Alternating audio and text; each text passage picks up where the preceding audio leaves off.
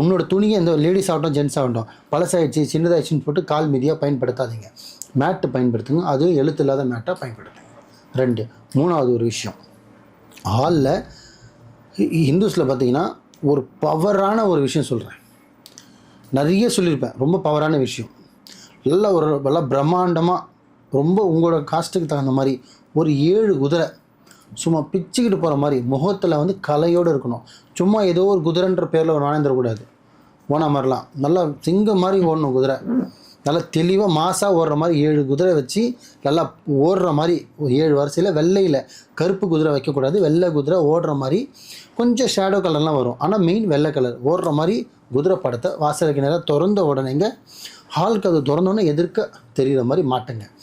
அதே ஒரு மூலையில் இதெல்லாம் பாசிட்டிவாக இருக்கிறதுக்கு சொல்கிறேன். ஸோ ஃபஸ்ட்டு வீட்டோட தோரணை, 2வது மேட்டு, 3வது குதிரை படம், 4வது பார்த்திங்கன்னா ஒரு பாலில் வந்து பார்த்திங்கன்னா வீட்டுக்குள்ளே மணி பிளான்ட் வளர்க்கலாம். மணி பிளான்ட்டில் 2 3 வகை இருக்குது, பணம் இருக்குது, அதுவும் செய்யலாம். புரியுதுங்களா? 3 4 ஆச்சு. 5வது ஒரு கண்ணாடி பாலில் கண்ணாடி கிளாஸில் நீங்கள் ஒரு சுத்தமான தண்ணியில் லெமன் கூட நீங்கள் போட்டு வைக்கலாம். அதுவுமே ஒரு லக்ஷ்மி கலாச்சத்தை பறக்கத்தை கொடுக்கும்.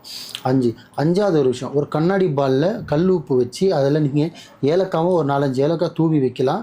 நீங்கள் ஒரு சோஃபாவில் கூட வைக்கலாம், சோஃபா செட்டுன்னு சொல்லுவோம்ல, ஷோகேஸ் மாதிரி, அங்கேயும் வைக்கலாம். எப்படி எறும்பு வராது உப்புக்கு, ஸோ வைக்கலாம், ஏலக்காய் போடலாம். அதில் கிராம்புன்னு சொல்லுவாங்க, 4 5 கிராம்பு போட்டு வைக்கலாம், 4 5 ஏலக்காய் போட்டு ஒரு பாலில் வைக்கலாம்.